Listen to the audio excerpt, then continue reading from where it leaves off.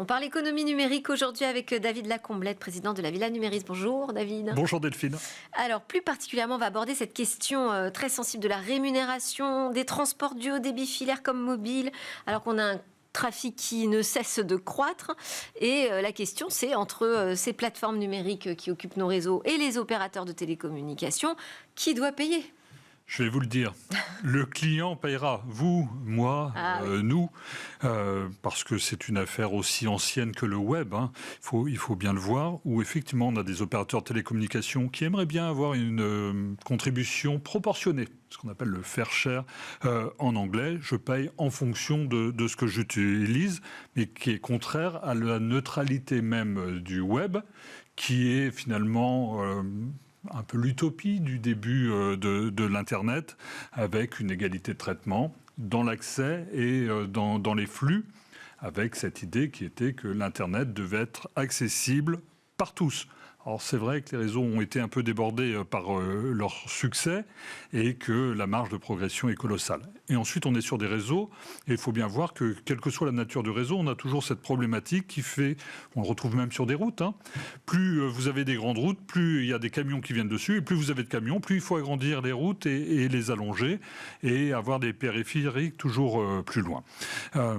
Et sinon vous risquez l'engorgement et puis on voit mal comment un retour arrière serait possible. On ne va pas passer de la 4G à la 2G, d'ailleurs le réseau va bientôt s'éteindre, ou du débit filaire à de la DSL. Je vous mets au pari de réutiliser un modem en 56K, 1 minute par page minimum de téléchargement. C'est vrai que je pense qu'on n'aurait plus la patience, puis ça ne marcherait pas de toute façon. Mais alors donc comment on fait ? Parce qu'on a donc ces opérateurs qui aimeraient bien voir ces plateformes très gourmandes en débit participer davantage au réseau.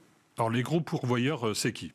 C'est simple, hein, c'est YouTube, Netflix, Facebook et Amazon. Si vous y ajoutez Akamai, qui est un service de cloud de fichiers, selon l'ARCEP, vous avez là 50% du trafic.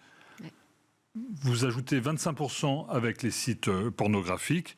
Le quart restant, c'est l'intégralité des autres sites web, solutions et applications du reste du monde.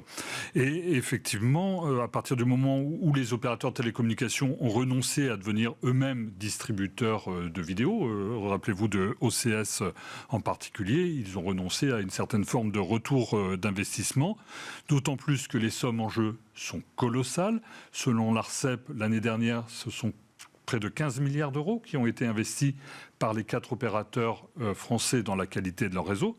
Alors certes, la qualité est au rendez-vous, on peut rappeler les opérateurs Orange, SFR, Bouygues et Free, et avec en France des tarifs qui sont plutôt moins chers que dans le reste de l'Europe. Néanmoins, il y a des investissements à prendre en charge et on comprend que la tentation soit grande d'aller partager la note. Eh oui, mais sauf que les plateformes, elles ne veulent pas en entendre parler.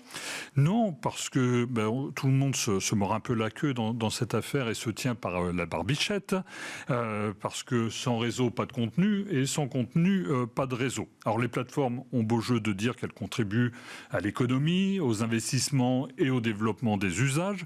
Google dans les infrastructures, Meta dans les câbles sous-marins qui arrivent au Portugal, Netflix dans la production. On a vu que c'est devenu un acteur majeur en 10 ans de présence sur notre territoire. Néanmoins, les opérateurs de télécommunications ne vont pas arrêter cette course effrénée. Ils se mettraient en danger sur l'attractivité même de leur réseau. Et s'ils décidaient de le faire ensemble, ça serait une entente, c'est interdit. Et ils ont aussi la menace d'acteurs alternatifs, de constellations de satellites telles que Starlink. Et au final, une difficulté vis-à-vis de leurs propres clients, parce que quand le film est bon, c'est grâce à Netflix, mais quand il y a un bug, c'est de la faute de l'opérateur. Et alors qu'est-ce qu'ils peuvent faire, juste en un mot ? Il y a 3 à 4 opérateurs pas payés en Europe, fois 27, on est proche de 100, là où vous en avez 3 aux États-Unis. La consolidation du marché me semble inévitable si on veut conserver une qualité de réseau et in fine. Merci beaucoup David Lacomblette, merci d'avoir été avec nous. Je rappelle que vous êtes le président de la Villa Numéris. Et puis merci à tous de nous suivre sur Be Smart for Change. C'était Smart Tech, on se dit à très bientôt pour de nouvelles discussions sur la tech.